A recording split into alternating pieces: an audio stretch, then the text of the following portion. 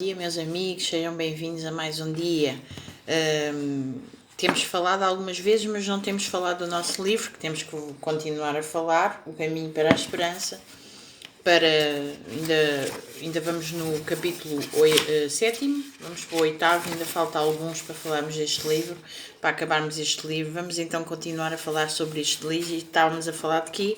Estávamos a falar de Cristo como muda o coração, e diz assim: mais do que isso, Cristo muda o coração, Ele habita no teu coração pela fé.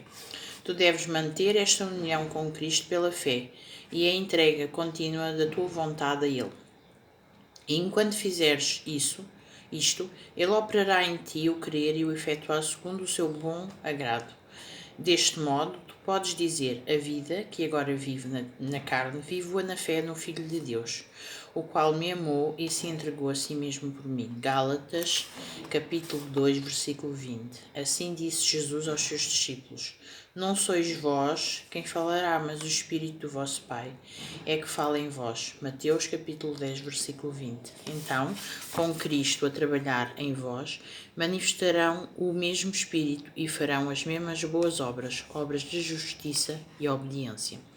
Ou seja, quando nós estamos em Cristo, quando nós aceitamos que Cristo nos muda o coração, tudo é feito segundo a vontade dele.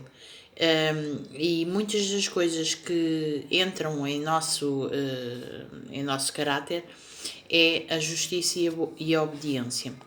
Por consequente, nós nada temos em nós mesmos de que nos vangloriar. Não temos qualquer base para exaltação própria.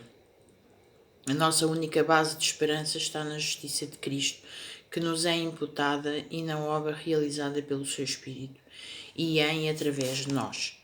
Quando falamos de fé, há uma distinção que se deve ter em mente. Há uma espécie de crença que é totalmente distinta da fé.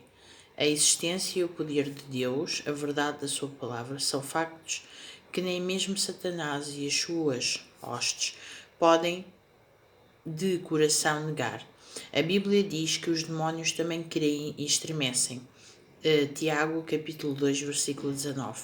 Mas isto não é fé, onde há não somente uma crença na palavra de Deus, mas uma submissão da vontade a Ele, onde o coração está rendido a Ele, as escolhas fixas nele, há fé.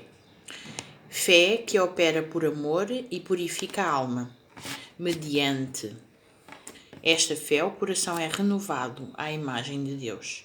E o coração que no seu estado não renovado não está sujeito à lei de Deus, nem em verdade o pode estar, agora deleita-se nos seus santos preceitos, exclamando com o salmista: ó, quanto amo a tua lei! É a minha meditação em todo o dia. Salmos 119, versículo 97. E a justiça da lei é cumprida em nós, que não andamos segundo a carne, mas segundo o Espírito. Romanos capítulo 8, versículo 1. Ou seja, segundo Jesus, nós que deixamos que Deus habite no nosso coração e que nós deixamos que a nossa vida seja transformada por Jesus,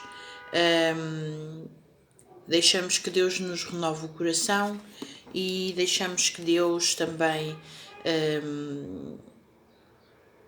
possa deleitar-se, ou seja, como diz aqui o salmista: ó, quanto amo a tua lei, é a minha meditação em todo o dia. É isto que nós devíamos claramente fazer todos os dias. Agradecer a Jesus, deixarmos que Ele entre na nossa vida, que nos ajude a mudar a nossa vida, que nós tenhamos mais obediência, que exista mais justiça, mais amor, mas sempre só com a presença de Deus é que isso pode acontecer. Temos que deixar que Deus entre mesmo no nosso coração, para nos ajudar a transformar a nossa vida. Há os que têm experimentado o amor perdoador de Cristo e que realmente desejam ser filhos de Deus. Contudo, verificam que o seu caráter é imperfeito, a sua vida cheia de defeitos, e chegam a duvidar se o seu coração já foi renovado pelo Espírito Santo. A esses gostaria de dizer: não recuem desesperados. nós precisaremos de frequentemente nos prostrarmos e chorarmos aos pés de Jesus, por causa das nossas faltas e erros. Mas não devemos ficar desencorajados. Mesmo que sejamos vencidos pelo inimigo, não somos lançados fora, nem abandonados ou rejeitados por Deus. Não. Cristo está à mão direita de Deus, que também faz intercessão por nós. Disse o amado João: estas coisas vos escrevo, para que não pequeis, e se alguém pecar, temos um advogado para com o Pai, Jesus Cristo, o justo. 1 de João, capítulo 2, versículo 1. E não se esqueçam das palavras de Cristo, pois o meu Pai vos ama. João, capítulo 16, versículo 27. Ele deseja restaurar-nos nele, para ver a sua própria pureza e santidade refletida em nós. E se nos rendermos completamente a Deus, Ele que começou uma boa obra em nós, a levará avante até ao dia de Jesus Cristo. Orem mais fervorosamente, creiam mais plenamente. À medida que desconfiarmos do nosso próprio poder, confiaremos no poder do nosso Redentor e louvaremos aquele que é a saúde do nosso rosto. Amém por isto, porque claramente, quando nós pecamos, nós temos a esperança de Jesus nos salvar, ou seja, nós pecamos e podemos sempre ir a Jesus pedir perdão e Jesus nos ajudará como nosso advogado ao Pai. O Pai está no céu a ver tudo o que nós fazemos, mas depois temos Jesus, que não só é o nosso juiz também, mas também é o nosso advogado, que pede ao Pai para pensar no caso daquela pessoa que, apesar de ter feito uma asneira, teve o cuidado de pedir perdão, de nos mostrar porque é que agiu daquela forma. Isso é muito importante. A forma como nós vamos a Jesus pedir perdão. A forma do coração contrito, sem mágoa, e principalmente sentindo no coração de não querer fazer igual, de não querer continuar a ser assim. Nós temos sempre o livre-arbítrio de escolhermos, mas o nosso livre-arbítrio de escolher convém que seja sempre o bem. Porquê? Porque quando nós não temos Jesus na nossa vida, não temos nada. Nós somos simplesmente a carne e o osso.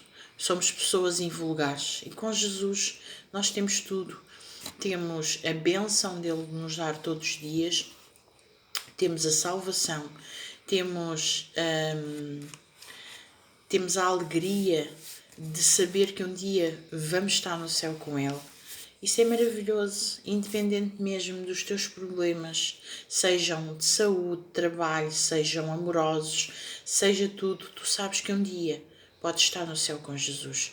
E o importante disto tudo não é tu fazeres aqui um reino na terra, porque isto é uma passagem. O que interessa é tu teres o reino no céu com Jesus. Por isso, tudo o que tu fizeres aqui na terra vai se refletir no céu. E por isso, cada situação que nós tivermos menos boa, pecarmos, porque somos seres humanos e pecadores, devemos pensar em ir a Jesus e pedir perdão. Vamos só acabar aqui o nosso capítulo 7 e diz assim: quanto mais nos aproximamos de Jesus, mais faltosos nos acharemos aos nossos próprios olhos, pois a nossa visão será mais clara e as nossas imperfeições serão mais vistas em lugar e distinto, contraste com a sua natureza perfeita. Isto é evidente de que os enganos de Satanás perderam o seu poder, de que a influência vivificadora do Espírito de Deus nos está a despertar. Nenhum amor por Jesus profundamente enraizado pode habitar no coração que não reconhece a sua própria pecaminosidade. A pessoa que está transformada pela graça de Cristo admirará o seu caráter divino, mas se nós não virmos a nossa própria deformidade moral, isso é evidência inegável de que não tivemos uma visão da beleza e excelência de Cristo. Quanto menos coisas virmos dignas de apreço em nós, mais veremos a infinita pureza e amabilidade do nosso Salvador. Uma visão da nossa maldade impele-nos para aquele que pode perdoar. E quando a pessoa, reconhecendo a sua incapacidade, faz esforços para ser próxima de Cristo, ele revelar-se-á em poder.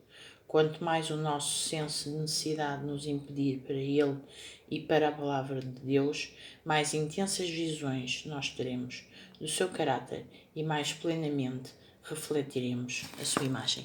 E o que é importante nisto tudo é refletirmos a imagem e o caráter de Jesus, porque ainda temos muitas pessoas a quem dizer, a quem falar sobre Jesus que não sabem, e só quando fizermos isso é que um dia iremos para o céu com Jesus. E por isso, vamos aproveitar cada momento que Jesus nos dá, cada situação que se passa connosco, com outras pessoas, para falarmos dele, para nos incentivar, para nos tranquilizar e principalmente para adorar o nosso Deus. Tenha um dia muito abençoado na presença do Senhor. Amém.